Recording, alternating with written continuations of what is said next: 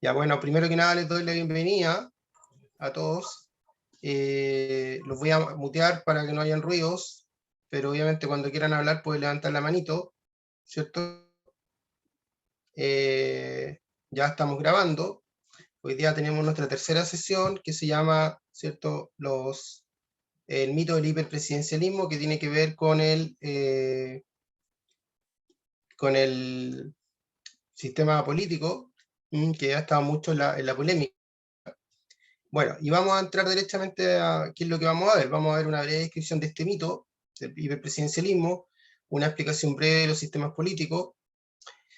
Vamos a preguntarnos si la carta actual, que es la que se está tratando de superar, ¿cierto? O sea, se está tratando de reemplazar por una nueva carta, es una carta hiperpresidencialista, eh, que es la carta que se asocia con Pinochet, pero que en realidad una carta, como vamos a seguir viendo más adelante, ha sido muy reformada, radicalmente reformada, muchas veces, digamos, y de manera muy profunda.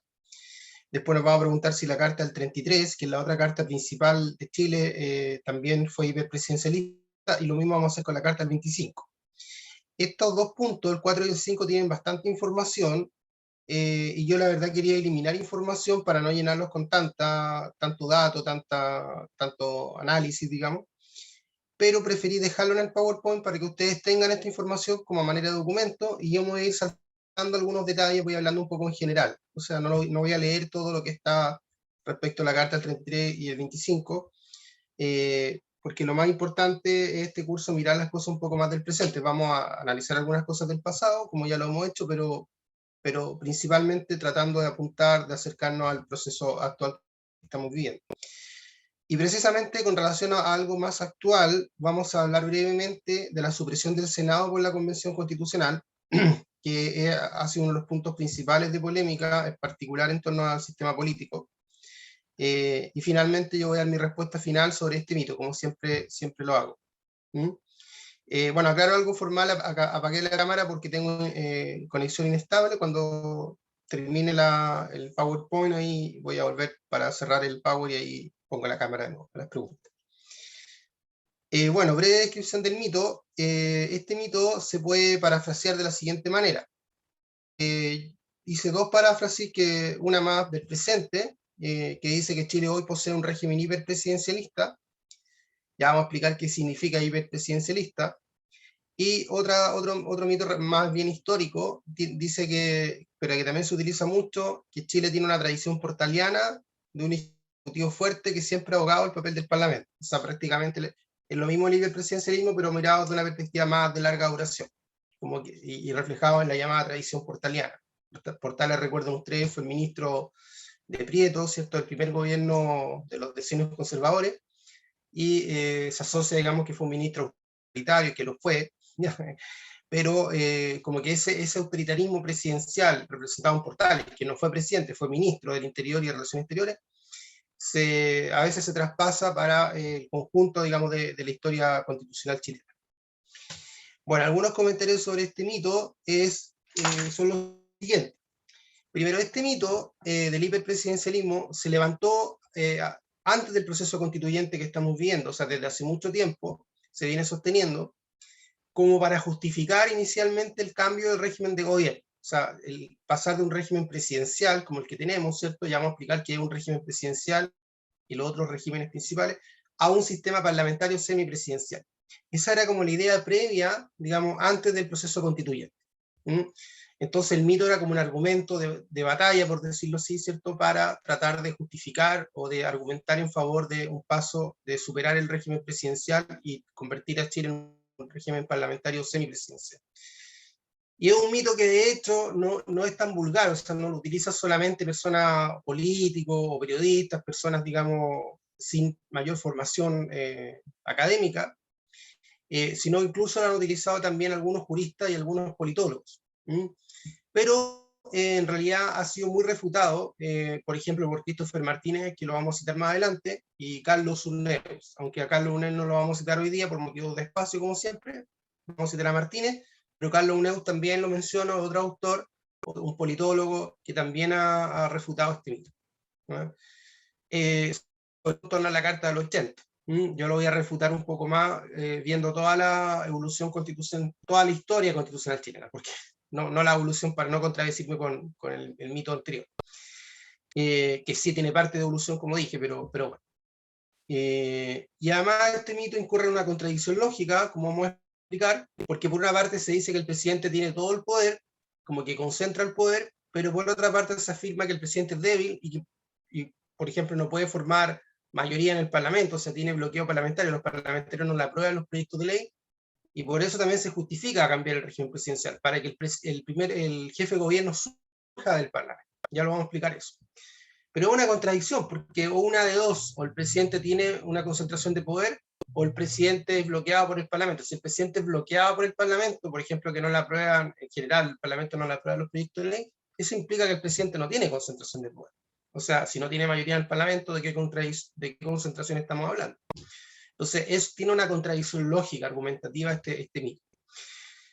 Y además es interesante considerar, no voy a poder entrar en esto porque este tema es bien, valga la redundancia, interesante, que desde los comienzos del retorno a la democracia, en el año 89 y 90, hubo mucho debate en Chile sobre cambiar el régimen presidencial para transformar a Chile en un régimen, sobre todo parlamentario, porque se decía que si el régimen es parlamentario, de esa manera se puede superar las crisis políticas como la que Chile tuvo en el 73, los quiebres institucionales como el del 73. Esa fue la tesis defendida especialmente por Juan Lins y Arturo Valenzuela. Entonces, ¿por qué se dice esta tesis? Porque si, por ejemplo, Allende hubiese sido un primer ministro, o sea, hubiese surgido el Parlamento, y hay una crisis, digamos, donde el primer ministro ya no es popular, las fuerzas políticas están en contra, no tiene mayoría, obviamente lo habrían sacado allá del Parlamento de manera institucional, de manera pacífica, y no habríamos llegado a un golpe de Estado violento, con las Fuerzas Armadas, con los tanques, con los aviones bombardeando la MONEX. ¿Ya? No puedo entrar en eso en particular, pero sí podría decir que la caída o sea, el quiebre de la democracia en 73 no responde solo al régimen político, sino que también responde a otras causas. Eso también lo dice Juan Lins y Arturo Valenzuela, no es que ellos reduzcan, porque a veces se les caricaturiza, digamos, el quiebre democrático del 73, que supuso el advenimiento de Pinochet, a solamente un problema de régimen político. Bueno, entre paréntesis voy dando algunas explicaciones que pueden ser un poco básicas para algunos de ustedes, pero también acá tenemos un compañero que es peruano, que es Ignacio Urquiaga, y que está estudiando ciencias políticas en España, y está interesado también en el caso chileno, entonces estoy tratando de ser más didáctica, explicar todo con manzanitas, como se dice, por esa razón también en honor a Ignacio, que ha tenido la gentileza de incorporarse en este curso desde España, siendo peruano.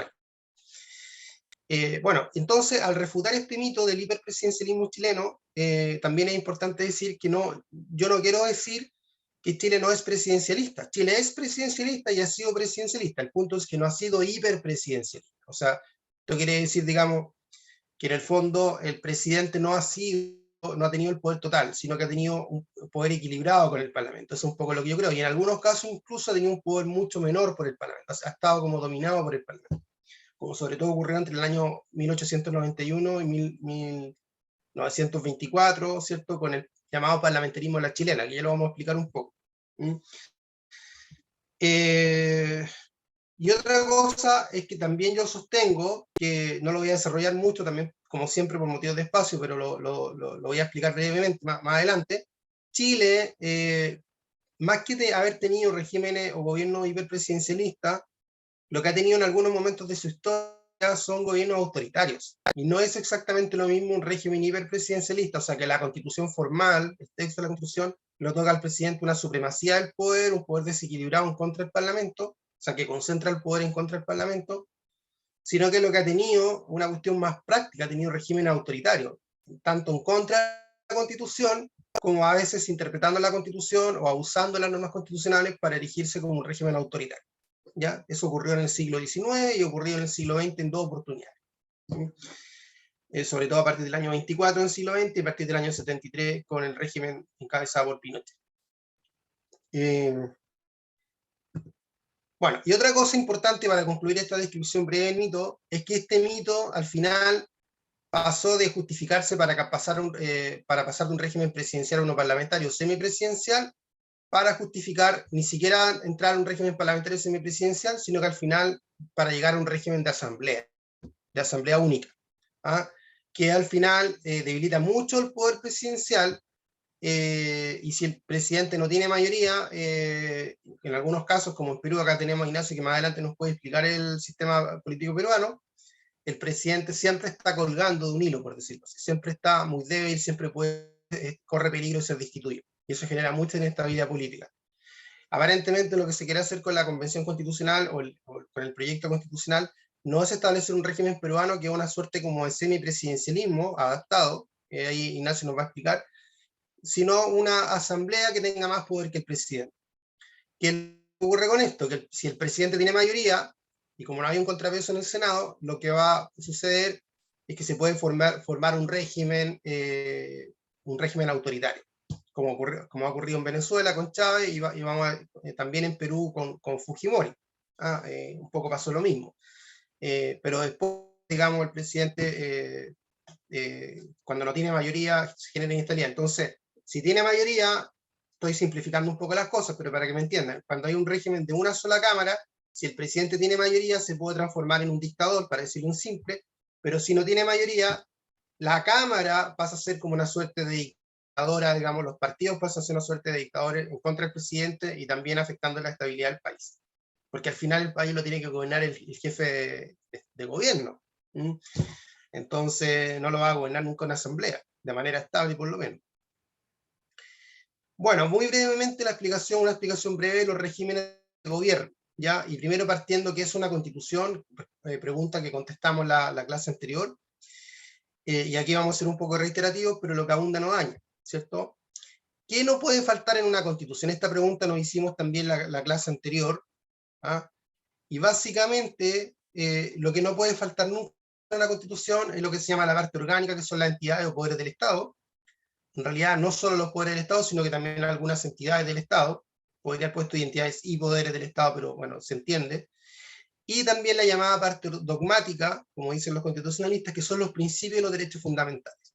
O sea, la Constitución básicamente regula lo que llamamos la separación de los poderes, ¿cierto? Ahí aparece la definición del artículo 16 de la Declaración Francesa de 1789, una sociedad en la que no está establecida la garantía de los derechos, ni determinada la separación de los poderes, carece de Constitución. Esa definición es muy simple, pero al mismo tiempo muy didáctica y es correcta para definir lo que es una Constitución. El punto es que en el fondo esta definición ha sido abandonada, porque, ojo, los derechos que tiene que garantizar una constitución, desde el punto de vista del constitucionalismo clásico del siglo XVIII y siglo XIX, son derechos civiles principalmente, son derechos de libertad, y no derechos en los cuales, a partir de los cuales aumenta el poder del Estado y restan la libertad de las personas. Eso lo vamos a hablar un poco en torno a los derechos sociales en un par de clases más. Por ejemplo, el derecho a la salud que se está tratando de establecer en la Convención es un derecho que limita el acceso de las personas de la clase media y de sectores incluso popular en algunos casos, porque en Chile hay un sistema de urgencias, digamos, y si una persona no se puede operar en el sistema público, el Estado garantiza que se puede operar, por ejemplo, en una clínica privada. Bueno, como se está regulando el derecho a la salud en la Constitución actual, que se está escribiendo, no va a existir ese acceso al sistema privado. Tanto de los sectores populares, por el sistema de GES, creo que se llama, de garantía de ciertas enfermedades o ciertas intervenciones quirúrgicas, como el sistema que utilizan muchas personas de clase media que tienen FONASA y compran bonos de FONASA para atenderse, por ejemplo, en consultas privadas de especialistas, de médicos, digamos. Eso aparentemente, como se está configurando, no se va a poder hacer. Las personas van a tener todas que ir primero, digamos, al Estado. ¿Ah? Y eso obviamente es un derecho social, o sea, el Estado garantiza la salud, pero lo garantizan contra la libertad de las personas. Entonces, obviamente eso atenta, por decirlo así, contra el constitucionalismo original, histórico. Pero entrando al régimen de gobierno, que es lo que nos interesa hoy día, la base, digamos, de la parte orgánica es el régimen de gobierno. Y el régimen de gobierno podría definirse como la forma en que se configura la relación entre los distintos poderes del Estado. ¿Ya? Y la gran distinción desde el siglo XVIII sobre todo, desde el siglo XVII en realidad, pero en realidad del siglo XVIII con la emergencia, digamos, del presidencialismo, el parlamentarismo surge, digamos, de alguna manera ya en el siglo XVII, ¿cierto? Con la Revolución Inglesa de 1689, Pero ya en el siglo XVIII, a fines del siglo XVIII, se asienta la gran distinción, o los dos grandes sistemas políticos, que es el sistema parlamentario y el sistema presidencial. Pero también existen otros sistemas híbridos, como el semipresidencial, que vamos a explicar brevemente a continuación. Bueno, ¿cuáles son los regímenes de gobierno? Primero, el presidencialismo es el que todos conocemos, ¿cierto? Tanto el presidente como el parlamento son elegidos popularmente separados, en elecciones separadas, y se configura lo que Juan llama una doble soberanía. O sea, las autoridades tienen como una doble legitimidad. Tanto el parlamento se elige en una elección y el presidente en otra elección distinta. Esto es muy obvio, ¿cierto?, para las personas que viven en Chile, que siempre han vivido bajo un régimen presidencial, pero no es obvio, no es tan obvio para las personas que viven en un régimen parlamentario. Sobre todo en Inglaterra, donde no se elige el jefe de gobierno. ¿Ya? O sea, el pueblo, digamos, no elige directamente al jefe de gobierno. Igual lo elige indirectamente, vamos a explicarlo brevemente. Pero no es lo mismo que en Chile, que se elige directamente al jefe de gobierno, al presidente, digamos, de manera directa. Y otra cosa que es importante es que tanto el presidente como los parlamentarios son elegidos por un periodo fijo que determina la Constitución. En cambio, en los regímenes parlamentarios ese periodo puede ser indefinido, siempre y cuando mantengan la confianza del Parlamento. Por ejemplo, estoy pensando en el caso de en realidad de los jefes de gobierno. Por ejemplo, Margaret Thatcher estuvo 12 años en el poder, la primera ministra de Alemania, digamos, que se me olvidó el nombre en este momento, sumamente conocida, a ver si alguien me la recuerda, la canciller alemana estuvo como 16 años en el poder, por ejemplo, porque mantuvo por mucho tiempo la confianza, digamos, del Parlamento. Angela Merkel, perdón. Uno se borra a veces de datos que son muy conocidos. Otra cosa es que el presidente en los regímenes presidenciales no puede disolver el Congreso, ni tampoco el Parlamento puede destituir al presidente, pero salvo mediante un juicio político o impeachment, que se llama en inglés, ¿cierto? Pero eso tiene que ser un caso de máxima gravedad. Evidentemente no se puede abusar de este recurso por parte del Parlamento, como ha sido el caso en los últimos años en Chile, con el gobierno anterior de Piñera, donde 2 veces el presidente fue acusado, pero no por haber cometido un delito, sino solamente por pensar distinto.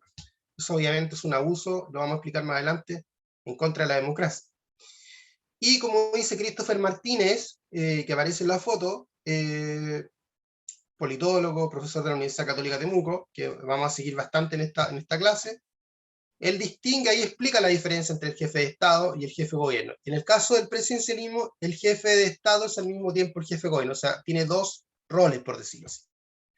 En cuanto al jefe de Estado, dice Martínez, el presidente representa los intereses permanentes de la República, tanto nacional como internacionalmente. Es como, tiene una visión como más allá de los partidos, digamos, o sea, no partidaria, no partisana, y además representa al país internacionalmente. Eso es súper importante. Pero en cuanto al jefe de gobierno, el presidente, en los regímenes presidenciales, conduce la política en el país, o sea, conduce un programa de gobierno, trata de sacar adelante un programa de gobierno. Ya, en el caso presidencial, reitero, no existe una diferenciación entre jefe de Estado y jefe de gobierno, hay una diferenciación analítica, pero no hay una diferenciación de personas, o sea, es la misma persona que es el cargo de jefe de Estado y jefe de gobierno, como en el caso chileno. En cambio, ¿qué ocurre con el parlamentarismo? Que es el otro régimen clásico. En este caso, el jefe de gobierno, que normalmente se le llama primer ministro, a veces se le llama canciller, etcétera, como en el caso de Alemania, no es elegido popularmente, sino directamente, en realidad, sino que es elegido por el Parlamento. Es elegido como parlamentario, normalmente. O sea, el jefe de gobierno es un parlamentario que generalmente es el jefe del partido, ¿cierto? Del partido, digamos, que representa, y como jefe o líder del partido, él luego, digamos, si ese partido tiene la mayoría, es elegido jefe de gobierno, ¿no? Entonces, como dice ahí, una vez que un partido obtiene la mayoría en el Parlamento, este negocia un programa con otros partidos y forman una alianza, a veces de partidos distintos, ¿cierto? En torno a un programa, y normalmente, digamos, el jefe de gobierno pasa a ser, digamos, el líder del partido mayoritario dentro de esa alianza. Eso es lo que se configura en Alemania, en Inglaterra, en España, etc. Otra cosa es que normalmente, esto lo dije en realidad, el primer ministro es el presidente o líder del partido mayoritario, es el líder del partido mayoritario. Y en la práctica, esto es un poco lo que quería decir también, los partidos hacen campaña con su líder como candidato tentativo a primer ministro. Es decir, es verdad que el primer ministro no es elegido directamente como jefe de gobierno, pero igual en la práctica las personas votan por una persona parlamentaria que se está candidateando para ser jefe de gobierno en caso de que el partido logre la mayoría en el Parlamento. No sé si me sigue la idea. Entonces no es tan cierto tampoco, como a veces se argumenta, de que la gente no vota por un jefe de gobierno, no vota directamente formalmente al cargo, pero sabe que si esa persona obtiene su partido obtiene la mayoría parlamentaria, esa persona va a ser jefe de gobierno. Entonces hay como una elección indirecta, por decirlo así, porque directamente ¿quién lo va a elegir? Lo va a elegir ¿cierto? El Parlamento, como jefe de gobierno. Entonces el primer ministro es el jefe de gobierno, y el jefe de Estado es una persona distinta. El jefe de Estado, por ejemplo, en Alemania es una persona electa, distinta, pero que no tiene mayor preponderancia, tiene un cargo más bien simbólico. Y en el caso de Inglaterra, también en el caso de España, donde hay una monarquía, que es una monarquía constitucional, esta persona, digamos, es el rey. El rey o la reina es el jefe de Estado en los países de monarquías constitucionales. Otra cosa importante que lo señalé antes en torno al presidencialismo es que en estos casos el primer ministro puede disolver el Parlamento normalmente por una sola vez, cuando el Parlamento está bloqueando en demasía la acción del primer ministro. Ahora veamos el presidencialismo, que el presidencialismo tiene una división, una subdivisión también. Hay dos tipos de semipresidencialismo, son como los más importantes, hay muchos sistemas híbridos, pero los más importantes son los siguientes.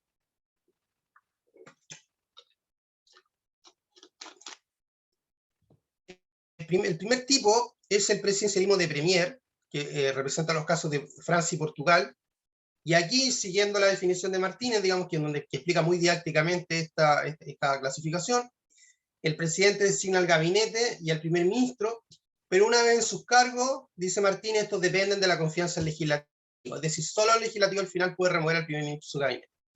O sea, el presidente elige el gabinete del primer ministro, ¿ya? El presidente, pero después ya pierde de alguna manera formalmente poder sobre esa persona. Pero sin embargo, si el presidente, esto es una cosa práctica, obtiene mayoría parlamentaria, en la práctica el presidente tiene como un dominio sobre el primer ministro. Y eso es un poco lo que ocurre en Francia. En Francia, a diferencia, por ejemplo, de lo que ocurre en Alemania, que es un régimen parlamentario, o lo que ocurre en Inglaterra, también parlamentario, el primer ministro tiene menos importancia que el presidente. En la práctica, Francia es un régimen presidencial si es que el primer ministro coincide políticamente con el presidente. Y en la práctica el presidente tiene mayor importancia, como es el caso, ¿cierto?, de Macron. Nadie está preocupado quién es el primer ministro en Francia, pero sí el presidente. Entonces es un régimen, al final, donde el presidente tiene más poder que el primer ministro, que tiene, digamos, mayoría.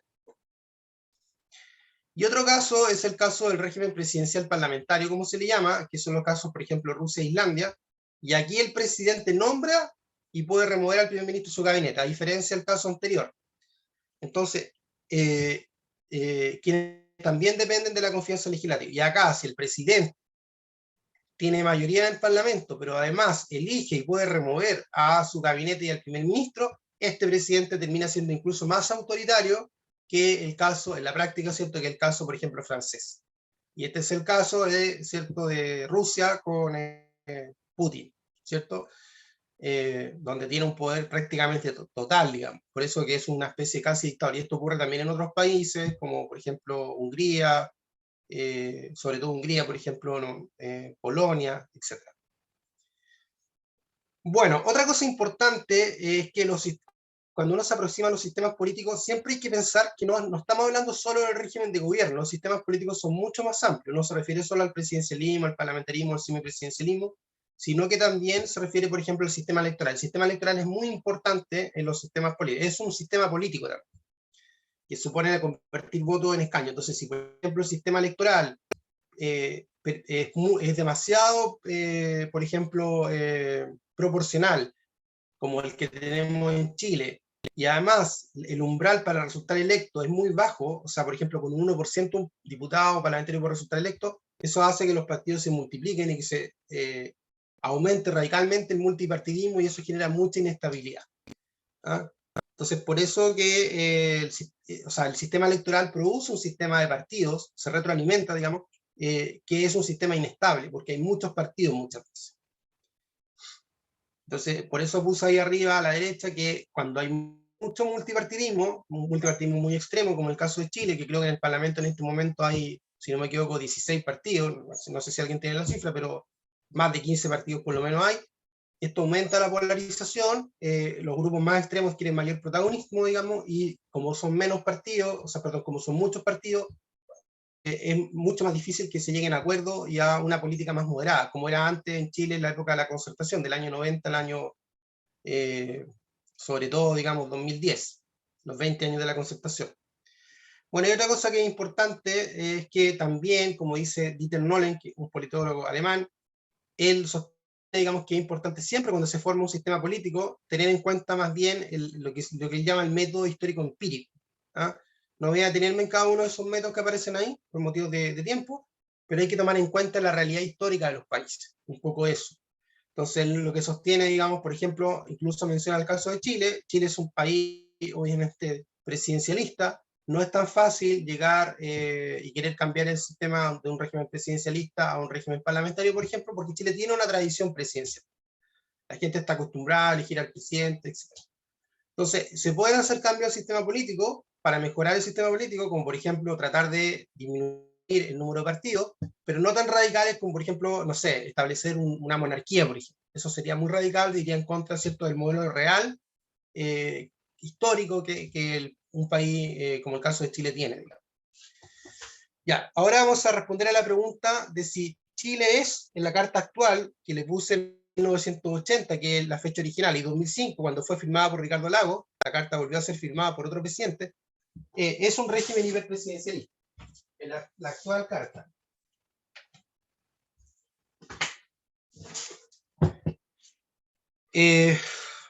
Bueno, y esto es importante porque una de las críticas principales que, como dije antes, que se le hace a la carta actual es que, y que si ustedes revisan las actas o los videos de la Comisión de Sistema Político de la Convención Constitucional, es que Chile es un régimen hiperpresidencialista. Eso es lo que se dice. ¿Qué significa esto? Que concentra el poder el presidente en contra del Parlamento. O sea, como que el presidente tiene más poder que el Parlamento. O un poder desmedido en contra del Parlamento. El Parlamento no puede contrapesar el poder del presidente. Eso es lo que se dice. Y eso, por ejemplo, lo han dicho Nicolás Iseguirre, Pamela Figueroa y Tomás Jordán. Ahí me faltó subrayar a Nicolás Iseguirre, sin querer no lo subrayé, pero yo lo voy a subrayar también. Hay un documento de ellos tres, donde hablan del sistema político, un documento reciente, y hablan que el presidente en Chile tiene una excesiva concentración del poder en el Ejecutivo. Hay una excesiva concentración del poder en el Ejecutivo. O sea, es un régimen hiperpresidencial. Sin embargo, cabe preguntarse, ¿pero los bloqueos se deben a la concentración del poder en el presidente o a la falta de mayoría en el Parlamento? O sea, ¿por qué el Parlamento bloquea al presidente? O sea, ¿por qué el Parlamento no le aprueba los proyectos de ley al presidente en el Congreso? Como por ejemplo ocurrió, ¿cierto?, con el quinto retiro, ahora último. Ignacio no está enterado de eso, pero hubo un proyecto muy importante en materia de pensiones para retirar fondos previsionales, lo mismo que ocurrió en Perú, dicho sea de paso, que las personas pudiesen retirar, y el presidente Boric presentó un proyecto acotado que se pudiesen retirar, por ejemplo, para pagar deudas, y el Parlamento no se lo aprobó. Tampoco aprobó otro proyecto que había presentado el Parlamento mismo. Pero el presidente no pudo aprobar su proyecto. ¿Eso ocurre porque el presidente tiene mucha concentración de poder? Obviamente no, ocurre porque tiene poca concentración de poder y porque el Parlamento tiene una mayoría en contra del presidente. Y también el presidente normalmente tiene parlamentarios que son los llamados díscolos, como se dice en Chile, parlamentarios que son de gobierno formalmente, pero que votan muchas veces en contra del gobierno. Eso ocurre siempre, ocurrió también con Piñera, por ejemplo, sobre todo en Renovación Nacional, tanto en el primer gobierno como en el segundo.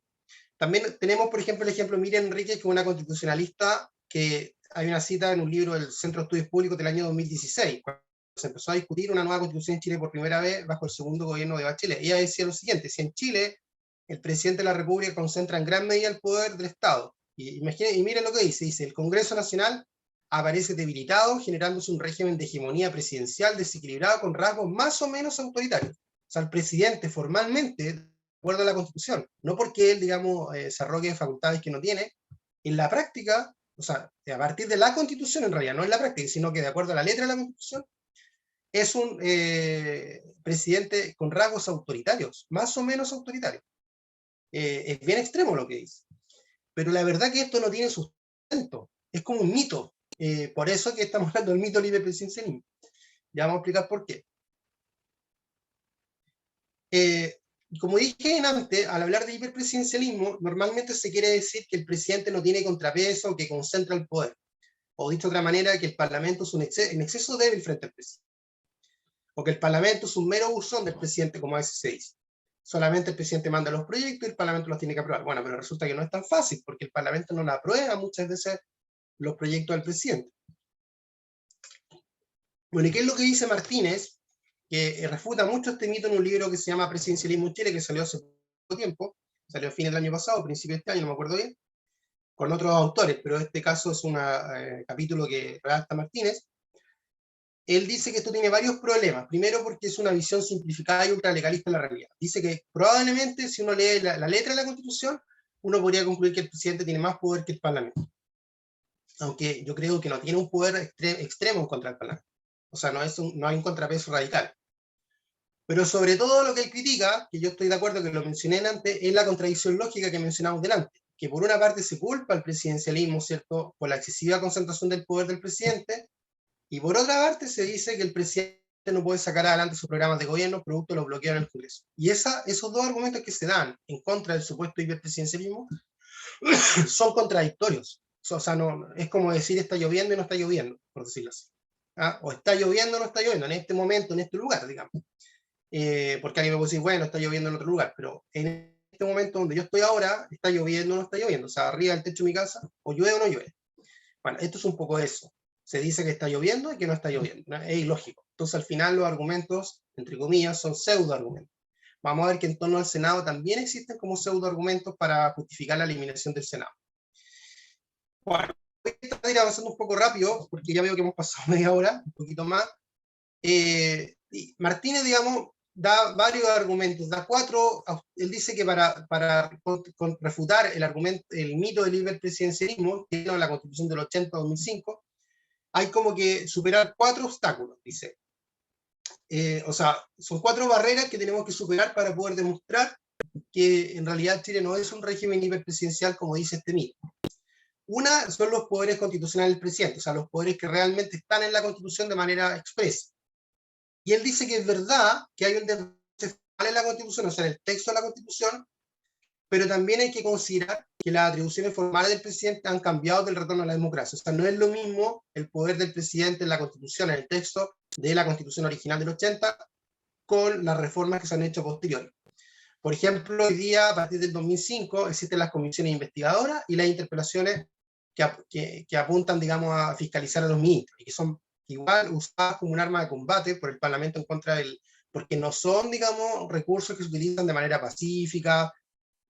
Todas las interpelaciones que han ocurrido en el Congreso chileno, que se llama un ministro para hacerle preguntas, un parlamentario le hace preguntas, son muy, por decirlo así, violentas en términos discursivos, hay gritos, digamos, hay como una barra brava de ambos lados generalmente, y es como una especie de acusación, no siendo una acusación, pero una especie de acusación, por decirlo como moral, política, sin que eso implique una sanción a posteriori, porque la acusación propiamente tal es otra institución. Pero, digamos, es una institución que no apunta como a la concordia entre el presidente y el Parlamento, sino que en la práctica es una institución que ha demostrado ser como, por decirlo así, confrontacional entre el presidente y el Parlamento. Además, dice Martínez que si bien es verdad que en Chile el presidente posee altas atribuciones legislativas, por ejemplo, tiene atribuciones exclusivas para presentar proyectos en materia de gasto, regula, por ejemplo, las llamadas urgencias, o sea, la priorización de los proyectos, dice que en la práctica Chile no es el país, a partir de algunos estudios, dice que tiene más atribuciones en materia legislativa. Chile ocupa el 5º lugar en Latinoamérica. No es el país más presidencialista de Latinoamérica. Este es el libro, y bueno. Y otro obstáculo se refiere a los poderes políticos y contextuales del presidente, ¿ya? Los poderes políticos se refieren a las atribuciones constitucionales y a la existencia de mayoría legislativa, y los poderes contextuales se refieren, por ejemplo, a la aprobación del presidente.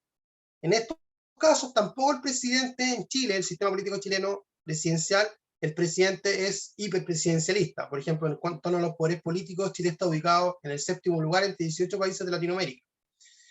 O sea, está un poquito más arriba que la mitad de la tabla, pero tampoco es el país más hiperpresidencialista. Y lo otro, con respecto a los poderes contextuales, Chile se ubica 4º y 5º en 2012 y 2019. los países más, donde el presidente tiene mayores poderes contextuales, o sea, que tiene mayor aprobación, y tiene, digamos, tiene un estado de la economía, digamos, que le puede afectar, son Ecuador y Venezuela. Ya, pero lo importante es si realmente el presidente, por ejemplo, en la práctica consagra o no consagra poder. Y él demuestra, Martínez, mediante un estudio de Pérez Liñán, porque él cita otro estudio, obviamente, no lo voy a leer este texto, pero les va a quedar a ustedes, que en la práctica el presidente en Chile no tiene, ¿cómo se llama?, mayoría, por ejemplo, en el Parlamento. No tiene escaños legislativos del partido propio, tampoco la coalición. Esto ha ocurrido en general en los últimos años en Chile. Muchas veces el presidente no tenía mayoría. El caso excepcional es el caso de Bachelet 2 sobre todo, donde sí tuvo mayoría, pero no es frecuente necesariamente que el presidente o presidenta tenga mayoría. Y el último, digamos, es que el cuarto obstáculo dice, apunta a preguntarse si el presidente chileno frente al Congreso Nacional de los partidos políticos, ahí tiene un error arriba, dice paridos, pero bueno, me salió inconscientemente paridos políticos, o mal paridos, no sé. Él dice, digamos, que en la práctica el Congreso tiene un contrapoder fuerte. Por ejemplo, los partidos limitan fuertemente al presidente, los partidos, por ejemplo, designan en la práctica, hacen un cuoteo, los funcionarios del Estado, o sea, se hacen elegir delegados presidenciales, que son la autoridad del presidente, digamos, en las regiones. Muchos funcionarios públicos son elegidos por los partidos, hacen listas, digamos, para elegir funcionarios, y eso se hace generalmente desde los partidos que actúan en el Parlamento. También, digamos, hay toda una negociación legislativa. El presidente, cuando aprueba los proyectos, nunca aprueba los proyectos de la manera original que los presentó. Al final son radicalmente cambiados en el Parlamento, y por lo tanto eso implica que el presidente no tiene tanto poder en materia legislativa como se dice. Al final, digamos, los proyectos, cuando incluso se aprueban de manera muy cambiada respecto de cómo eran originalmente. Eso tenemos con respecto a la Carta del 80. Yo creo que esos argumentos son bastante decisivos, digamos, los que da Martínez. O sea, yo he hecho un resumen, obviamente. O sea, son bastante demoledores, y realmente demuestran que en torno a la Carta del 80, 2005, no hay un hiperpresidencialismo. Hay un presidencialismo, sí, pero no un hiperpresidencialismo, un presidencialismo equilibrado con el Congreso, e incluso, dependiendo de las circunstancias, ha sido un presidencialismo muy debilitado a partir de la presión o de no tener mayoría, por ejemplo, en el Congreso, como ocurrió con Piñera 2 sobre todo, y está ocurriendo ya ahora con Boric. Boric ya está teniendo problemas en el Congreso, como ocurrió con el llamado quinto retiro. Ahora retrocedamos en el tiempo y veamos que este mito no solo aplica a la Constitución actual, todavía vigente, sino que también aplica a las dos constituciones más importantes de Chile anteriores, la del 33 y la del 33 de 1833, ¿cierto? Y la de 1925. El sistema político de la Constitución del 33, hay una discusión si es presidencial o parlamentario. No me voy a detener en eso. Y hay algunos autores también que dicen, digamos, de que, como por ejemplo Campos Harris, que es un régimen mixto, que es en parte presidencial y en parte parlamentario, y otro autor como Julio Giese sostiene que la Constitución tiene como una suerte de parlamentarismo dormido, por decirlo así, que al final, sobre todo con las leyes periódicas del siglo XIX, pavimentan el camino para la construcción del parlamentarismo en Chile, que se adquirió más importancia, ¿cierto?, a partir del año 1891, con la Guerra Civil del 91. Ojo, hay que aclarar que cuando se habla de parlamentarismo, en el caso chileno, en el siglo XIX y parte del siglo XX, no se habla del parlamentarismo clásico como el británico, ya vamos a hacer un cuadro comparativo, sino de una primacía del Parlamento. Ahora, ¿hay algo de parlamentarismo? Sí, en el parlamentarismo de la chilena, sí, vamos a explicar por qué. Porque al final igual hay un control del Parlamento sobre el gabinete. No sobre el primer ministro directamente, porque no hay un primer ministro, pero en la práctica sí sobre el gabinete, y dentro del gabinete en la práctica se entendía que el ministro de Interior era una suerte de primer ministro, o de premier, digamos, se entendía con el régimen parlamentario. Entonces, generalmente los politólogos dicen, no, Chile nunca tuvo un régimen parlamentario. Es verdad, no tuvo un régimen parlamentario puro, pero tampoco tuvo un régimen, digamos, presidencial puro en el periodo, sobre todo, del parlamentarismo en la Chile. entre 1891 y 1925. O sea, hubo una suerte de parlamentarismo, por eso a mí no me parece mal hablar de parlamentarismo a la chilena, o parlamentarismo criollo, se le llama a veces, etc. Bueno, mi punto de vista sobre la Carta del 33 es que la Carta del 33 establece un régimen presidencialista moderado, pero que el problema es, creo que esto lo dije antes, hay un abuso de los poderes de emergencia sobre todo, y de otros poderes extraconstitucionales, como la intervención electoral, que van haciendo que, sobre todo entre 1831 y 1861, bajo los llamados decenios conservadores, Chile viva bajo un régimen autoritario. Eso aparece en un texto que les voy a mandar, mío, me voy a autocitar hoy día, que se llama De hermana mayor a madre protectora, y ahí yo trato de explicar cómo fue el régimen político en Chile entre el año bajo los decenios conservadores, o sea, bajo el sistema llamado portaliano, también como se le conoce. Y lo importante, y también es cierto que la Constitución tiene ciertos soportes parlamentarios, como dice Julio Geiser, que ayudaron a pavimentar el camino hacia el parlamentarismo a la Chile. Eso también es verdad, pero eso ocurrió de manera gradual, aunque ocurrió antes de 1891. No es que en 1891 haya emergido de la nada el régimen parlamentario en Chile, sino que fue surgiendo desde muy temprano, incluso de los años 40, vamos a poner algunos ejemplos más adelante. Bueno, ¿por qué podemos decir que Chile, a pesar de, en el año 30, de la Constitución del 33, ser un régimen presidencial, al final, digamos, se fue debilitando el poder presidencial? A partir sobre todo de, entonces, es un mito que Chile tuvo un hiperpresidencialismo, porque el poder presidencial, supuestamente fuerte en la Constitución, al final se fue debilitando muy rápidamente, de manera gradual, pero en general a lo largo del siglo XIX se fue debilitando.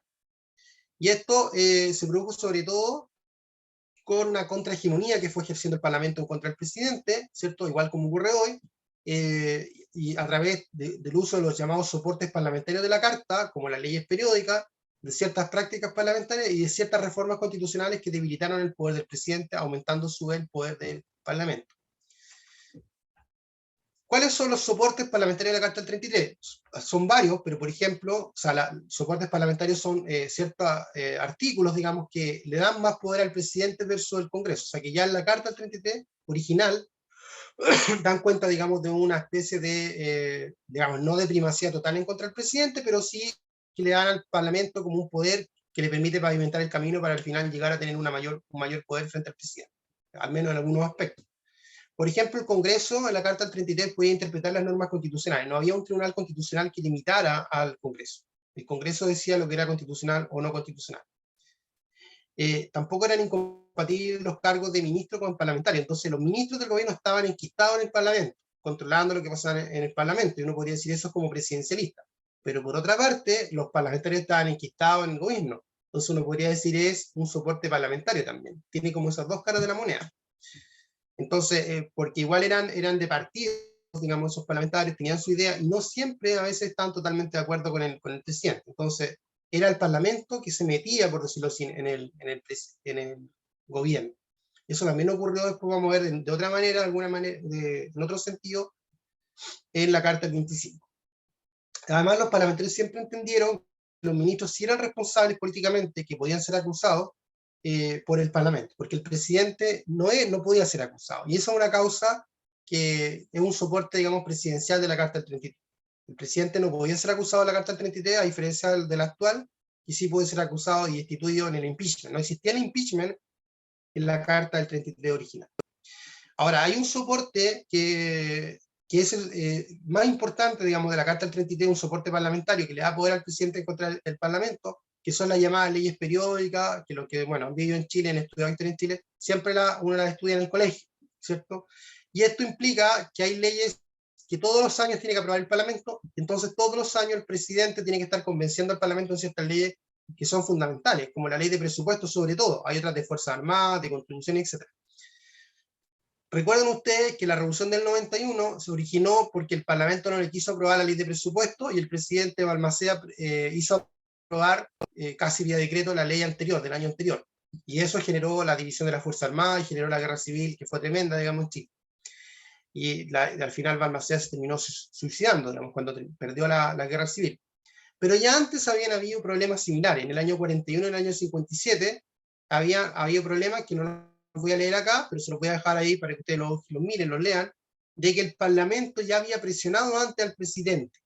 Por ejemplo, en el año 41 el Parlamento, digamos, le dijo al presidente que no iba a aprobar el proyecto de presupuesto y contribuciones si es que no presentaba estos proyectos de acuerdo, digamos, a como el Parlamento quiere que se apruebe.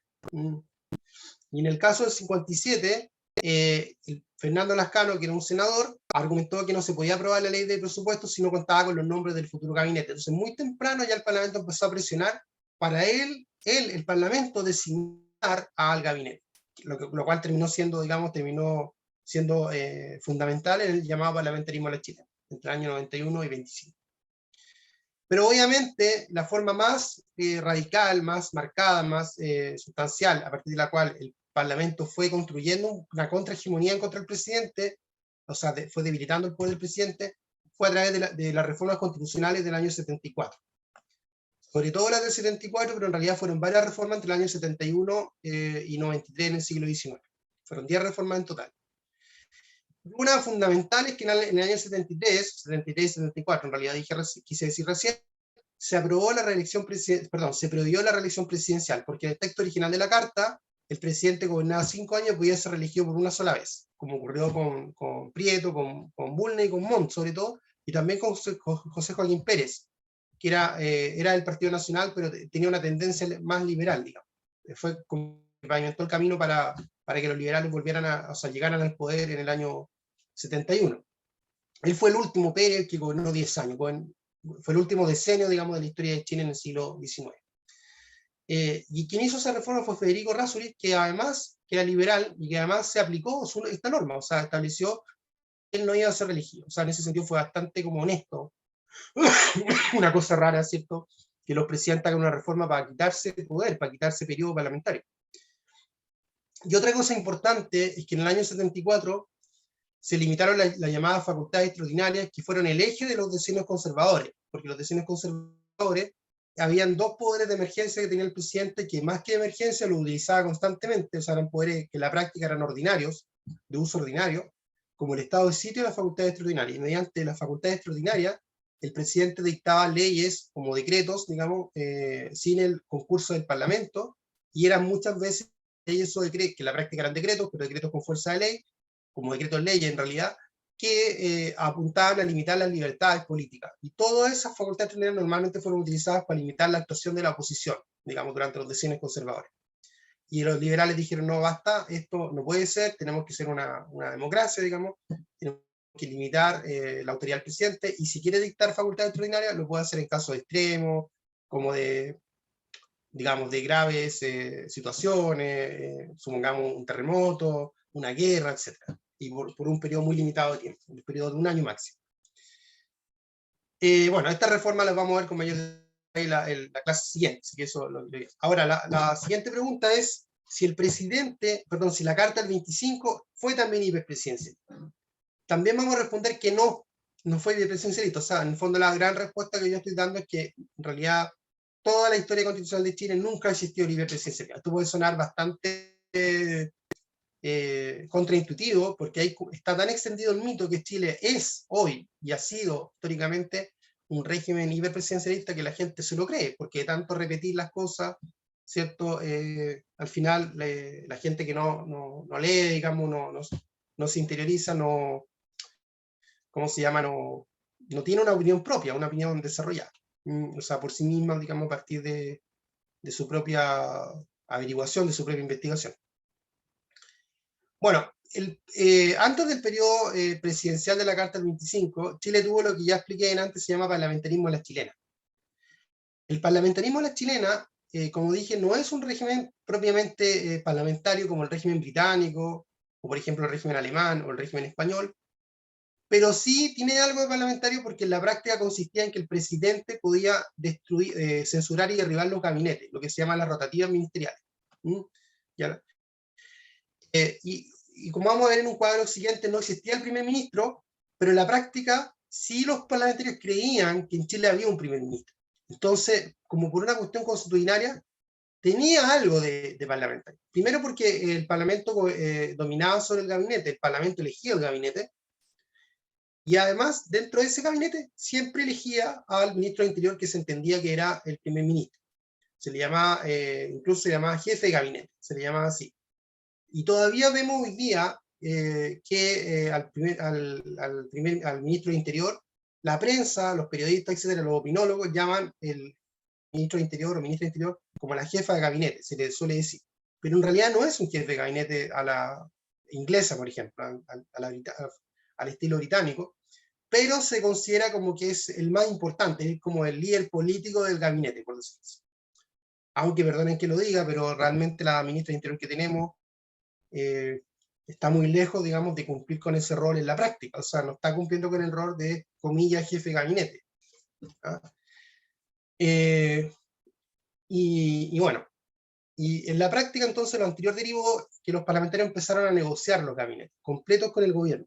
Entonces, durante todo el periodo llamado parlamentarismo en Chile, del año 91 al 25, en la práctica los parlamentarios elegían el gabinete, lo negociaban con el gobierno, con el presidente.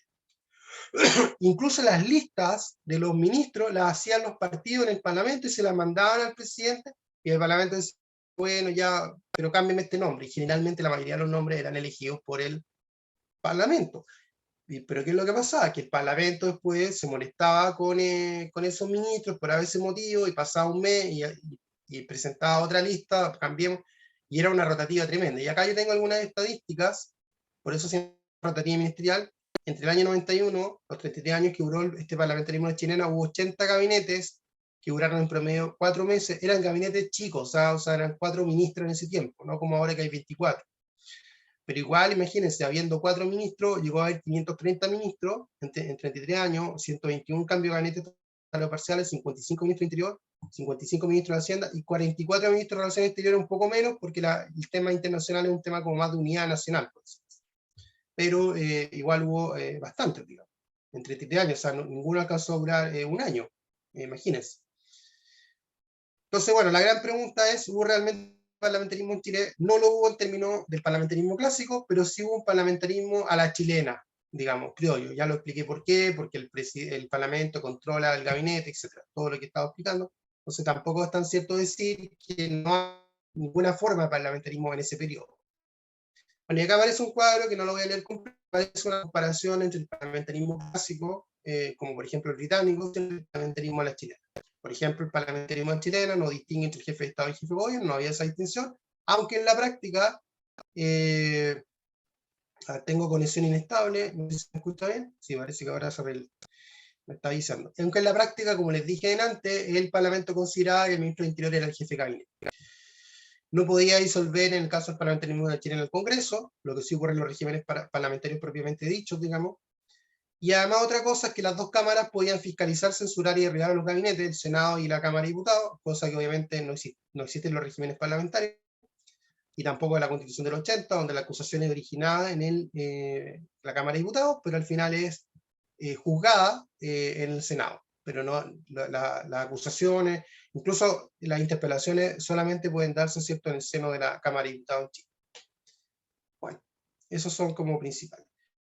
Entonces, en el fondo, la Carta del 25 fue una respuesta, fue una reacción al parlamentarismo de la chilena. Arturo Alessandri, que es el autor de la Carta, o sea, el presidente que llevó adelante la Carta, y en parte fue autor, fue bastante autor, él escribió puño y letra muchos artículos, obviamente con otros asesores y una comisión, no me voy a alargar en eso, porque no tenemos tiempo, lo vamos a ver un poquito más con el mito de la ilegitimidad, para también argumentar que la Carta del 25 también fue ilegítima de origen en bastante medida, porque no hubo mayor participación popular, el Congreso estaba cerrado, etcétera, los militares fueron actores principales. Bueno, pero el punto es que se restableció la figura del presidente como jefe supremo de la nación, y se estableció que él solo tenía designar a los ministros, a su propia voluntad. Y además se suprimieron las leyes periódicas, que era el gran soporte parlamentarista, digamos, de la Carta 33, con la Constitución del 25 estoy hablando, y salvo la ley de presupuesto, que obviamente es una ley que se mantuvo, pero todas las otras leyes periódicas se suprimieron, se dejó solo la de presupuesto. Sin embargo, a pesar de que se restableció el presidencialismo en Chile, de la carta original del Frente IT, este presidencialismo chileno también se debilitó a partir de la actuación, digamos, de los partidos sobre todo, y también de los partidos actuando en el Parlamento. No al nivel de parlamentarismo a la chilena, donde los partidos hacían caer los gabinetes prácticamente cada 2 semanas, ¿cierto? Como vimos recién, pero sí los partidos ejercían una gran presión, digamos, contra el presidente. Por eso se dice que el régimen político a partir de la Carta 25 fue un presidente, digamos, no me acuerdo el término, pero un presidente un poco subordinado a los partidos.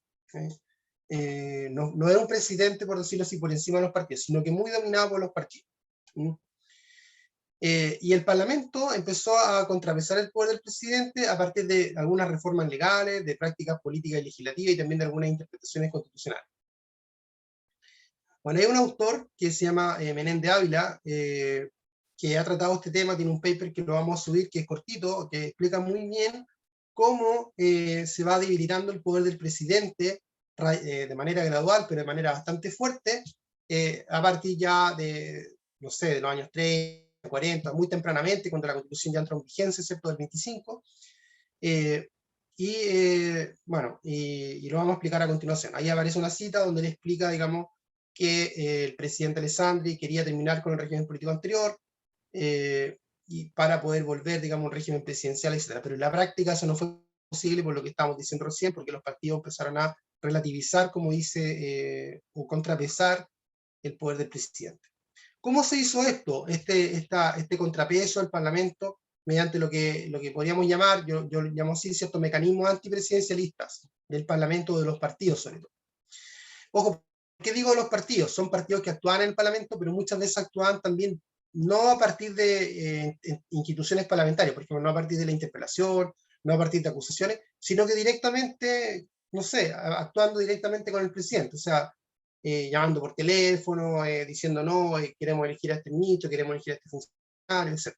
Entonces, los partidos además estaban más configurados en el siglo XX que en la época del parlamentarismo a la chilena, donde los partidos eran como grupos, digamos, de personas que seguían un líder, y había muchos partidos. O sea, los partidos en el siglo XX, sobre todo a partir de los años 30, como que se consolidan, se institucionalizan más, son más organizados, etc. Entonces los partidos buscaron debilitar el poder del presidente, ¿cierto? Y esto mediante 3 mecanismos que destaca Menéndez Ávila. El primero de ellos son las reformas legales, y estas reformas normalmente apuntaron a introducir a los parlamentarios en el Estado, en el Poder Ejecutivo, tanto en entidades del Estado, ¿cierto?, en consejos directorios de organismos públicos, como en empresas estatales. Y ha calculado Menéndez Ávila, hizo un estudio que llegó a haber, digamos, 22 instituciones del Estado, para esa época eran muchos organismos, porque el Estado chileno era mucho más chico, digamos, que lo que es ahora, donde prácticamente un total de 88 congresistas participaban con un sueldo, con una especie de dieta, digamos, en directorios, en consejos de empresas del Estado y de organismos públicos distintos, no sé, la Corfo, un montón de organismos que existían, digamos, hay un consejo de beneficencia, no me acuerdo bien. El texto que lo vamos a subir está muy bien explicado, los detalles, pero lo importante es que los parlamentarios, además de ser legisladores, trataban ellos de introducirse en el gobierno e influenciaban mucho en distintos organismos, no sé, de agricultura que tenía el Estado, de minería, y se metían los parlamentarios, los que eran expertos, y tomaban decisiones sobre política pública, y presionaban al presidente, etc. Entonces el presidente estaba muy debilitado no solo del Parlamento, sino porque los mismos parlamentarios estaban enquistados en las instituciones del Estado. No solo para elegir gente de confianza de ellos, sino que ellos mismos se hacían elegir como miembros de esa entidad. Esto que parece como sorprendente, ocurría, digamos, y muy poca gente quizás lo sabe masivamente. Entonces, esto demuestra que no había presidencialismo, porque el presidente tenía dentro de sí, digamos, enquistado al Parlamento en los organismos que él supuestamente debería dirigir de manera autónoma respecto del Parlamento. Otro mecanismo antipresidencialista son los llamados pases de partido, que era la práctica política, como dice ahí Meléndez Ávila, que a partir del cual el partido autorizaba a un militante de su partido para ser ministro o para asumir otro cargo público, por ejemplo, intendente, gobernador o jefe de un servicio público. Entonces, en la práctica, lo que ocurría era que no es que el presidente elegía a un ministro y después el ministro le iba a pedir permiso al partido, sino que el presidente negociaba los ministros con el partido. Es muy parecido al tema de las rotativas ministeriales del parlamentarismo en la chilena, pero no es exactamente igual porque los ministros no caían, digamos, por acusaciones o por los votos de censura del Parlamento, sino eran negociados como previamente, que en la práctica igual ocurría en el parlamentarismo chileno, pero acá no ocurría que los ministros caían, digamos, cada 2 semanas, era un poco menos, pero igual hubo muchas veces que ministros perdían la confianza de los partidos, sobre todo esto ocurrió en los gobiernos radicales, y el Partido Radical, por ejemplo, le pedía a los ministros radicales que renunciaran al gobierno y tenían que renunciar, porque al final quienes dominaban a los ministros eran los partidos más que el presidente en cierta medida, en bastante medida. Y cuando a veces no renunciaban, un caso famoso de Arturo Lavarría Bravo, que fue el único que no quiso renunciar a una oportunidad, que era ministro no me acuerdo yo creo que era ministro de Juan Antonio Ríos, si no recuerdo, él no quiso renunciar ante la petición del partido y fue expulsado del partido, digamos. Al final fue expulsado del partido y hubo mucho tiempo, por ejemplo, en los gobiernos radicales, que incluso el Partido Radical fue en la práctica un partido de oposición. Por eso ahora cuando los radicales hablan de los gobiernos radicales es un poco cómico, porque nadie recuerda que al final el Partido Radical le hizo la guerra en muchos momentos a los presidentes de su propio partido.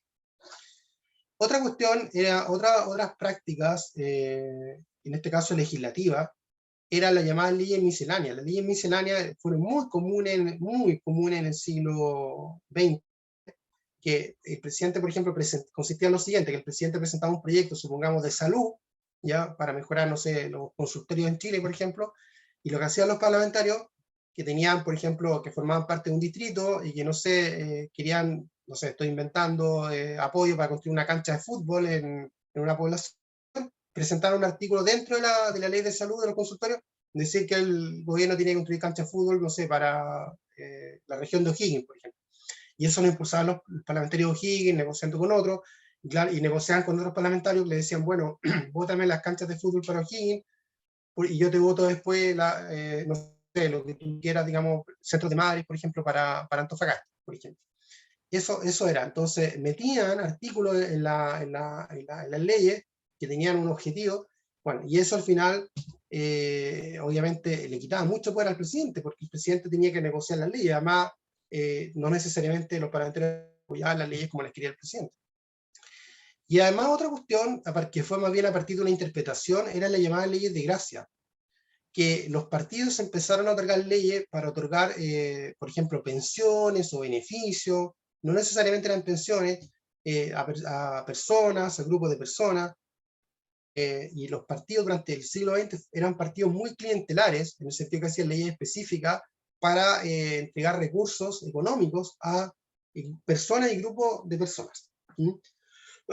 Dice ahí Meléndez Ávila que entre 1938 y 1958 las leyes de gracia, como se llama, representaron el 55% de la ley despachada. Imagínense usted, más de la mitad de las leyes en ese periodo eran leyes de gracia, eran leyes clientelistas. Y entre el año 58 y 68 fueron el 70% de las leyes. Esto es increíble. O sea, entonces, al final, quienes redistribuían los recursos de la población no era el presidente, sino que eran los parlamentarios en Chile. Entonces, ¿qué poder tenía el presidente? ¿De qué hiperpresidencialismo estamos hablando? Si ni siquiera podía controlar el presidente la billetera fiscal, digamos. No sé si me sigue la idea. Entonces, bueno, eso demuestra que no existió un presidencialismo realmente en la Carta del 25. Sin embargo, el presidente obviamente actuó en algunos momentos, tanto en los gobiernos radicales como en el gobierno de Alessandri, aunque con poco éxito porque no tenía mayoría parlamentaria, y después el gobierno de Frey, que sí tuvo mayoría parlamentaria, lograron algunas reformas que apuntaron, digamos, a limitar la actuación del Parlamento en los términos que acabamos de indicar, y lo hicieron, por ejemplo, mediante reformas constitucionales, en este caso, como por ejemplo en el año 43 darle atribución exclusiva al presidente en materia de gasto público. Después hubo otra ley más adelante que perfeccionó esta norma. Se llegó a la conclusión de que el Parlamento no puede tener atribución sobre gasto público porque utiliza, obviamente, de manera populista o clientelar, ¿cierto?, esta medida. Y ahí se pusieron varios ejemplos donde el Parlamento no puede tener iniciativas, proyectos de ley. Bueno, la práctica que le ha ocurrido en Chile reciente, ¿cierto?, es que los parlamentarios presenten igual proyectos que implican gastos gasto económico, gasto financiero del Estado, y lo han terminado haciendo, como en el caso de los retiros, la reforma constitucional, o a veces presentando proyectos que igual se discuten, aunque sean inconstitucionales. Han ocurrido varios casos en los últimos años, muchos casos. Entonces, siempre a lo largo de la historia de Chile, el Parlamento ha querido tener el control sobre la billetera fiscal, lo cual es muy terrible porque es como se dice en Chile, no sé si se dice en Perú, como un mono con navaja, por decirlo así. ¿Ah? Es muy peligroso. Y de hecho, la Comisión Constitucional, según tengo entendido, no sé si Moisés me corrige, está dándole atribuciones sobre gasto público al Parlamento en la nueva Constitución, lo cual es digamos, muy malo porque genera mucha inestabilidad y genera mucho populismo, como en los términos que hemos hablado. Y además, también hubo otra reforma en el año 43, que fue la facultad exclusiva del presidente de firmar decretos de emergencia que impliquen gasto público, frente a catástrofes, etcétera, porque también el Parlamento, digamos, a veces frente a catástrofes, no le daba, no sé, inundaciones, etcétera, no le daba, no aprobaba los proyectos del presidente para solucionar rápidamente, ayudar a solucionar esas catástrofes. Bueno, estamos casi terminando. Perdón, hay tanta información, pero la información no importa, no se pierdan, digamos, en los árboles, hay que mirar el bosque, como se dice. Lo importante es que ni la Carta del 80-2005, ni la Carta del 33, ni tampoco la Carta del 25, como ustedes han visto, creo que, sin falsa modestia, creo que lograba mostrar, apoyándome en otros autores, obviamente, porque yo no estoy escribiendo esto de la nada, es un mito que el régimen chileno ha sido un régimen hiperpresidencialista. El presidente generalmente, o ha sido en la letra de la Constitución, ha estado en equilibrio con el Parlamento, y en la práctica, también a partir de la letra de las Constituciones, pero sobre todo en la práctica, ha estado muy constreñido por el Parlamento, o sea, ha estado muy sometido muchas veces por el Parlamento. O sea, prácticamente han habido muchos gobiernos en la historia de Chile que no han podido gobernar producto, el caso, por ejemplo, un caso muy ejemplar es el caso de Jorge Alessandri. Jorge Alessandri prácticamente no pudo gobernar. No tuvo ningún apoyo, por ejemplo, o muy poco apoyo para el terremoto, por ejemplo, de Valdivia, un terremoto gravísimo, tuvo muy poco apoyo, de hecho no le apoyaban, por ejemplo, los fondos públicos, pese a esa ley del año 43 de emergencia.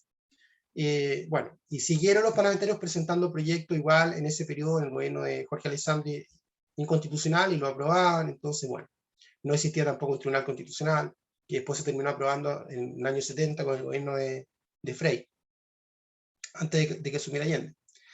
Veamos ahora el tema polémico de la supresión del Senado en la convención actual. Después de todo este vistazo histórico, que creo que es bastante demoledor, digamos, en contra de lo que dicen los constituyentes, muchos constituyentes, políticos, periodistas, etcétera, que Chile tenía un régimen hiperpresidencial. Veamos la supresión del Senado, porque la supresión del Senado también se dice que es una necesidad en contra para superar el hiperpresidencialismo. O sea, pero también se dan otros argumentos, y eso un poco lo vamos a examinar ahora a continuación en un par de láminas. Como les dije antes, la idea inicial, antes del proceso constituyente actual, de repensar el régimen político para evitar el bloqueo parlamentario, que era pasar a un régimen parlamentario o semipresidencial, para poder solucionar ese problema de las crisis políticas. O sea, que, por ejemplo, si hay un presidente que no tiene apoyo, que pueda ser destituido por el Parlamento, pero de manera pacífica, porque sería un caso primer ministro que tiene que tener confianza en el Parlamento. Bueno, esa idea de que uno puede decir tiene cierta lógica, aunque es discutible porque no forma parte de la tradición chilena, etcétera. Pero por último, una idea que apunta, esa idea de Juan Lin, de Arturo Valenzuela, por ejemplo, pasar a un régimen parlamentario, apunta a evitar las crisis políticas y mantener la democracia en pie, es una idea valorable, o sea, destacable.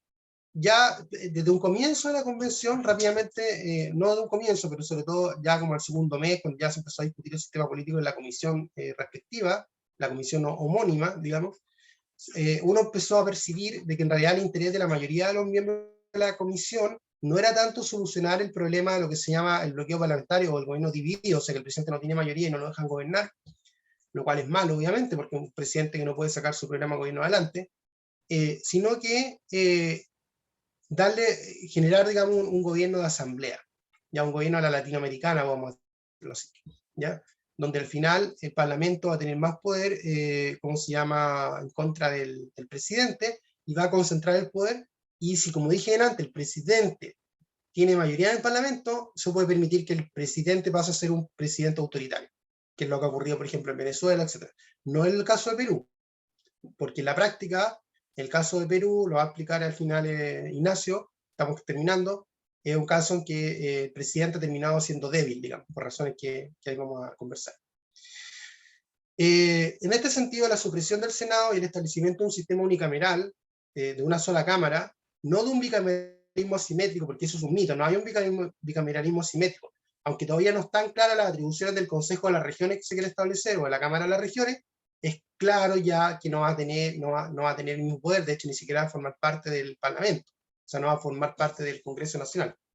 Esa Cámara de Regiones va a ser una entidad totalmente distinta, prácticamente no va a haber, digamos, las leyes, salvo muy pocas leyes, etc. Entonces la idea, como les digo, es avanzar hacia un régimen de asamblea, donde si hay mayoría, ¿cómo se llama?, del presidente en el Parlamento, el presidente puede erigirse como prácticamente como un dios, digamos, en el sistema político chileno. Para decirlo un poco exageradamente, pero para que me entiendan, digamos. Entonces, los argumentos entre comillas que se han esgrimido a favor de la supresión del Senado no tienen, voy a decirlo categóricamente, ningún sustento académico. No hay ningún artículo académico, yo estaba buscando, que demuestre que esos argumentos, entre comillas, que se señalan, son ciertos, que tienen una base en la realidad. Al final son solo mitos, son submitos dentro del mito del libre presidencialismo, los mitos del Senado, ¿no? Por ejemplo, el primer mito que se señala es el mito del carácter oligárquico del Senado. Este mito, digo yo, no resiste análisis. Porque al final, si se dice que el Senado es oligárquico, ¿por qué no es oligárquico también la Cámara de Diputados? Todo el Parlamento es oligárquico en un sentido amplio. Si consideramos que son pocos, digamos, los que integran el Parlamento, y además que esos pocos están por encima del promedio en cuanto a que tienen ciertos privilegios. Por ejemplo, tienen foro parlamentario, alto sueldo, horario flexible, pueden ir a trabajar o no trabajar, esa es la verdad, digamos.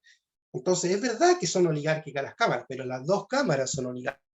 Y además, si son oligárquicas, o por ejemplo tienen privilegios, que es lo que creo que se entiende por el carácter oligárquico supuestamente solamente del Senado, ¿cómo se llama? Eso se puede suprimir, se puede quitar el foro parlamentario, se pueden bajar los sueldos, se pueden ser más exigentes con el horario que tienen que cumplir, etc.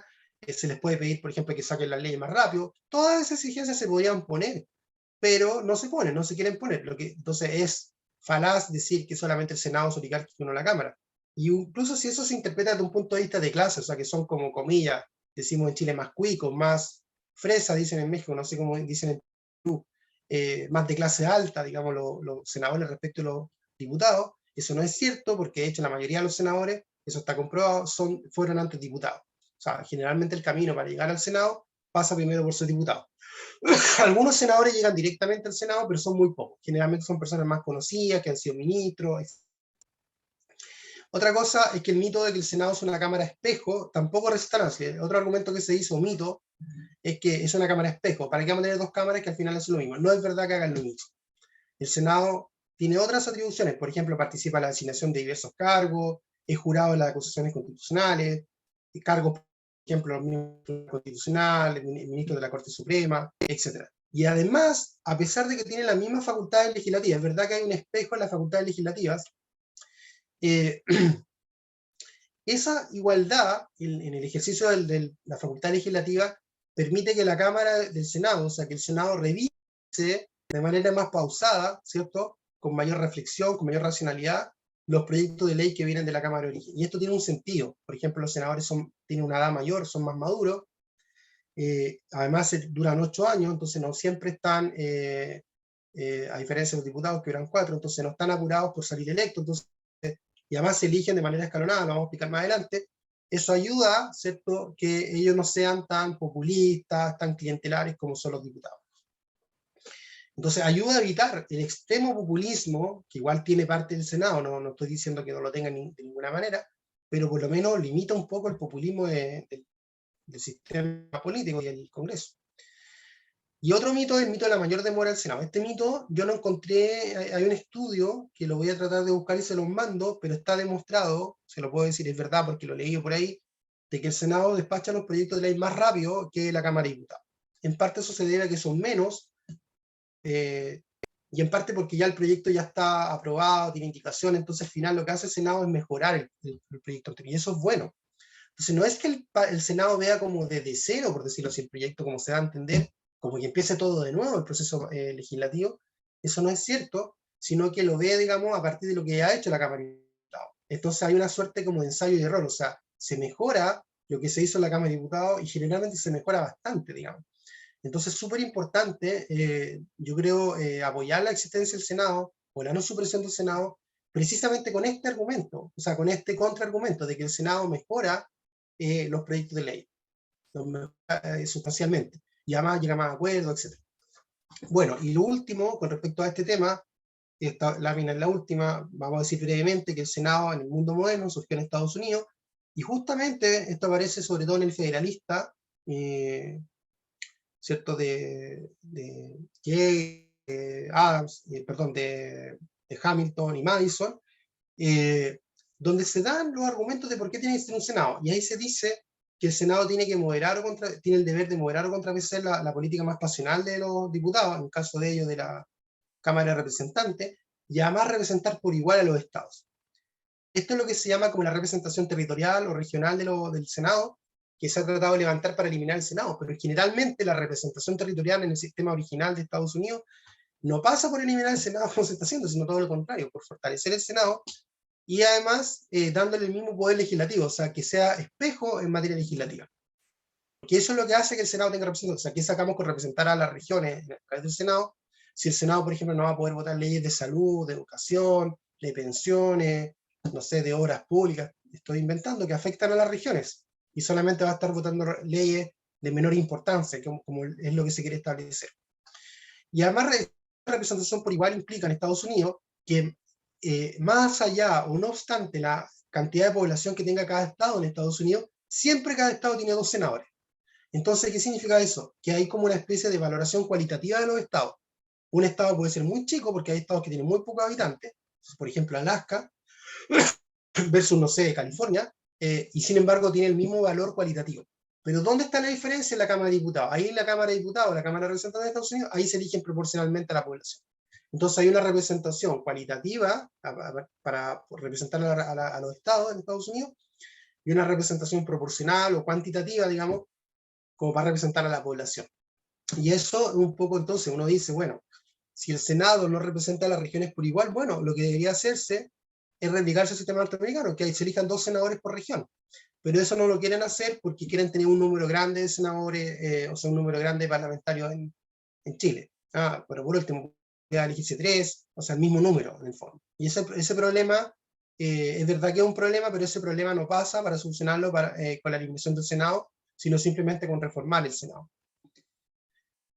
Y otra cosa que es importante, que lo dije antes, es que la supresión del Senado en Latinoamérica normalmente ha aumentado las crisis políticas y ha establecido régimen autoritario, como por ejemplo fue en Perú con Fujimori y Venezuela con Chávez, ya lo mencioné antes. Y ya también mencioné esto de la renovación escalonada de las cámaras, porque se renuevan cada 4 años, pero una parte, la mitad, y después el año siguiente se renueva la otra mitad, eso ayuda también a que haya más moderación. Bueno, en general, podemos decir que en los presidencialismos los senados son más importantes todavía que en otros regímenes porque evitan el autoritarismo, el Senado puede contrapesar el poder o la concentración, ¿cierto?, del poder de la Cámara Única, en caso de que exista una Cámara Única, como es lo que se quiere establecer en Chile. Bueno, mi respuesta final de una sola lámina, con esto ahora sí termino, vamos a tener, estoy viendo que ya estamos llegando, chuta el tiempo, pero igual dejamos unos 10-15 minutos para preguntas en caso de... ¿Tiene una parte de verdad el mito del hiperpresidencialismo? Eso un poco me pregunto, porque los mitos, yo siempre he dicho que tiene una parte de verdad y una parte de mentira. Yo creo que en este caso tiene poca parte de verdad. La parte de verdad es que ha habido en Chile un régimen presidencial, pero y ha habido un régimen autoritario en algunos momentos. Como por ejemplo, digamos, los años que menciono ahí, ¿cierto? Entre el año 31 y el año 61, 24 32 y 73 y 90. Pero no son propiamente hiperpresidencialismo en la letra de la Constitución, sino que autoritario en algunos momentos en la letra de la Constitución y en otros momentos, o en otras circunstancias, o desde otro punto de vista, más bien por abuso de la letra de la Constitución. Por eso puse ahí en la Carta del 33, más que atributos legales del presidente, que lo convertía en autoritario, el presidente mismo se convertía en autoritario por abusar de los poderes de emergencia y la intervención electoral. Intervención electoral que en todo caso siguió con los gobiernos liberales después, pero al menos no siguió el tema de los poderes de emergencia. Y además esa intervención electoral se fue limitando con unas reformas que vamos a ver la próxima semana. Y eso también demuestra que la Constitución se legitimó vía reforma, que es la tesis de Sofía Correa. Y el caso de la Carta del 25, este autoritarismo se dio al rol protagónico y tutelar de los militares. ¿Ah? No es cierto que la Constitución del 80 fue la primera constitución hecha por militares, fue la segunda, la Carta del 25 fue hecha también por los militares. Vamos a poner un ejemplo de una suerte de amenaza que hizo el comandante en jefe del ejército a la comisión, en realidad no eran parlamentarios porque el parlamento estaba cerrado, encima no había libertad de prensa, mucha tampoco en ese momento, y el comandante en jefe presionó, casi poniéndole la pistola en la cabeza a esta comisión, para que aprobara la Constitución en los términos que el presidente Alessandri estaba pidiendo. Fue una especie de concubinato, perdón, contubernio, bueno, concubinato podría decirse analógicamente, ¿cierto?, entre el presidente de ese momento y los militares. Bueno, y la Carta del 80 sabemos, fue autoritaria por la dictadura de Pinochet, etcétera, etcétera, pero hay que matizar esto desde un primer momento, ya del año 89, incluso antes de que terminara su gobierno Pinochet, las fuerzas políticas de oposición negociaron con el gobierno la eliminación de los enclaves autoritarios. No se eliminaron todos los enclaves en la reforma del 89, vamos a mencionar esa reforma más adelante, creo que la próxima semana, pero después se terminaron eliminando ya con la Constitución de Lagos del 2005. O sea, que es la misma Constitución muy reformada, tan reformada que incluso Lagos la firmó, porque hubo una sistematización completa de esa Constitución. Entonces, Chile no tiene enclaves autoritarios. Como se dice ahora, dijo Patricia Polisser, una constituyente, por primera vez vamos a hacer una democracia ahora con esta Constitución, y dijo que Chile nunca tenía una democracia. ¿En qué se basa? O sea, no, sin dar prácticamente ningún argumento. Vamos a explicar que un poco de lo que ella estaba pensando en el argumento de Fernando Atria, de la Constitución tramposa, pero ese argumento también se puede refutar, lo vamos a terminar a refutar en su momento, que es un mito, el mito de la Constitución tramposa. Entonces, bueno, lo que yo digo es que el peso al carácter presidencialista de las tres cartas principales de la historia de Chile, la del 33, la del 25 y la del 80-2005, este presidencialismo se ha ido debilitando mediante reformas, prácticas, interpretaciones constitucionales, generándose al final un balance en favor del Parlamento muchas veces. Y además en el periodo, quizás puse ahí, en el periodo del 90-2010, esto es bien fuerte lo que estoy diciendo, pero es lamentable, porque ha sido así, yo creo, ha sido este periodo, el periodo de los gobiernos de la concertación, el centro izquierdo, un periodo socialdemócrata, etc., el único periodo quizás en que existió una cooperación, digamos, más plena entre el presidente y el Parlamento. Estoy exagerando un poco, quizás, esto puede ser matizado, también en los gobiernos radicales hubo una cierta cooperación, pero yo creo que aquí hubo más cooperación que, digamos, quizás estoy exagerando ahí donde ha existido cooperación, pero ha existido más cooperación entre el presidente y el Parlamento, ha habido más armonía, más concordia política.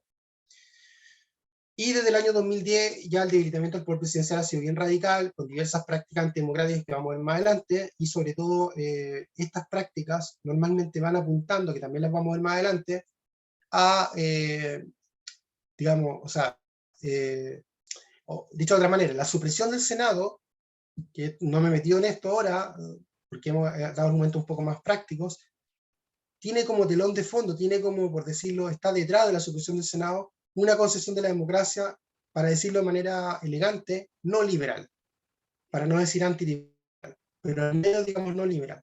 Es una concepción de la democracia que rechaza la democracia liberal, que la democracia, al final es la verdadera democracia, ¿ya? Y eso es lo que tenemos por delante. Ya, esta lámina es la misma anterior, perdón, la repetí, sin querer. Bueno, voy a dejar de compartir. Y ahora pasemos a las preguntas y perdónenlo si me alargué un poquito, pero era mucha información. Gracias. ¿Ya? Gracias, Valentina, por la excelente ponencia. Acá un poco muerto de frío, contento escuchándote. Agradecerle los comentarios que nos dejaron Alejandro e Ignacio. Alejandro plantea en el chat: notable, Valentina, excelente exposición. E Ignacio planteó: realmente muy buena explicación, Vale.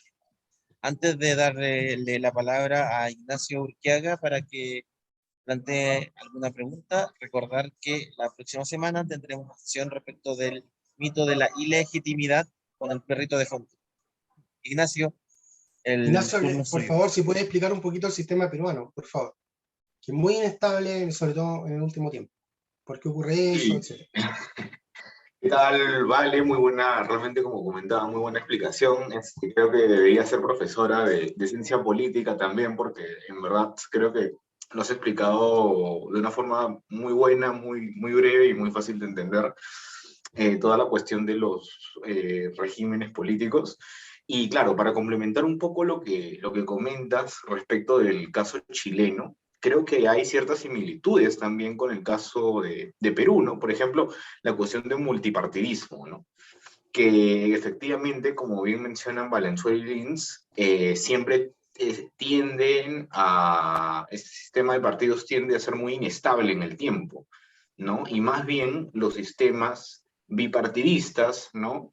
O los sistemas de partidos más ordenados, con menos partidos dentro de la política partidaria, son mucho más estables, ¿no? Los casos, ejemplos típicos, ¿no? El caso de Estados Unidos, o el caso de Reino Unido, o el caso de, en Alemania, bueno, el sistema de partidos cártel, etcétera, ¿no?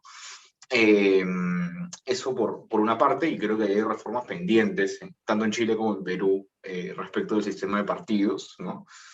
Eh, y también el tema de la bicameralidad, creo que eso es clave, ¿no? Eso me parece fundamental. En el caso peruano, Fujimori, como tú bien comentaste hace un rato, disuelve el Congreso bicameral en el año 1992.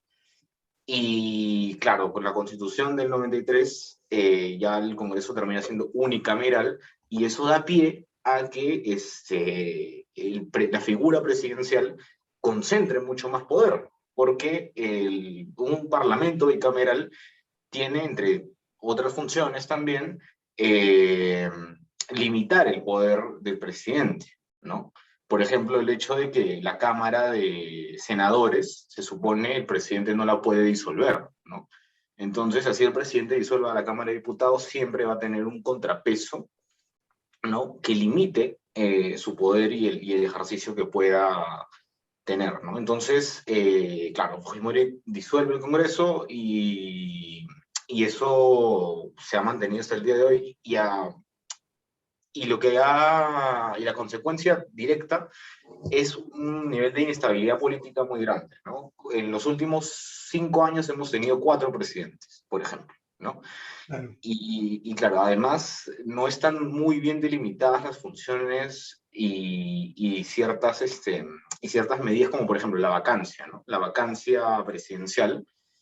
Lo que figura en el texto de la Constitución es que es una vacancia por incapacidad moral. Pero, ¿qué es la incapacidad moral? Eso no está definido. Entonces, claro, el Congreso puede decir, bueno, incapacidad moral es que el presidente diga tal cosa, o que diga esta otra cosa, y se le vaca, y se le vaca, y se le vaca. Entonces, en el Perú, en los últimos 5 años, hemos tenido esas peleas, ¿no? Infantiles entre el presidente y el Congreso, que han llevado a que, por un lado, el presidente disuelva fácilmente al Congreso, y por otra parte, que el Congreso vaque al presidente a su antojo, ¿no? Entonces, ese es un nivel ya de inestabilidad que creo ha roto récords en Latinoamérica, ¿no? Mm. Debido justamente a esta falta de construcción de instituciones, ¿no? Ahora, ¿cómo ayudaría, por ejemplo, un Congreso bicameral a mejorar esta situación? Yo creo que, por una parte, el Congreso bicameral se limita dentro de sí mismo, ¿no? Como bien mencionaba John Stuart Mill, ¿no? En Consideraciones sobre el gobierno representativo, la reflexión que hay dentro de un Congreso, dentro de un Parlamento bicameral, es mucho mayor, ¿no? Entonces tiende a limitarse a sí mismo. Y también tiende a limitar a la figura presidencial, como comenté antes, ¿no? Entonces, por eso me preocupa mucho también el caso chileno, y esta destrucción del Senado en la posible nueva constitución, ¿no? Eso creo que va a ser muy grave para Chile, si es que se llega a aprobar, ¿no? Después en el referéndum de salida. Y sí les recomiendo mucho que vean la historia del caso peruano, sobre todo los últimos 5 años, ¿no? Porque eso es una consecuencia directa de la destrucción de la institución del Parlamento, sin duda, y de una figura presidencial que desde el año 1993 se exacerba mucho más, ¿no? Y que en un contexto además de polarización muy grande, como en el que vivimos hoy en día, trae consecuencias fatales como las que se están viviendo hoy, ¿no? Eso creo que sería sobre todo lo que quisiera aportar. Ya, pues muchas gracias. Otro comentario y pregunta, está un poquito pasadito, pero no tanto, podemos... María 3 minutos Paz más. se despidió porque Sí, sí. tenía cosas que hacer y nos dijo que nos veíamos la próxima semana y muy buena sesión. No sé si hay alguien más que quiere hacer algún comentario, Valentina.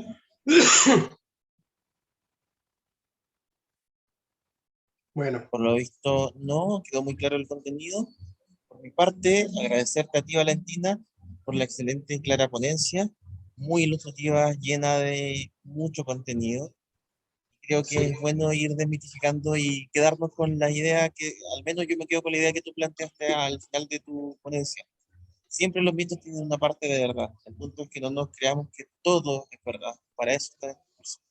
Cecilia Morán dijo también, excelente como siempre. Muchas gracias, Valentina. Todo tuyo el espacio, Valentina. gracias a ustedes. Bueno, nos vamos entonces, muchas gracias, que descansen, apaguemos la grabación y nos vemos la próxima semana. Que va a estar bien entretenido el mito de la próxima semana. No va a ser tan del sábado en cuanto al contenido que yo creo. Así que no va a ser siempre tan así. Pero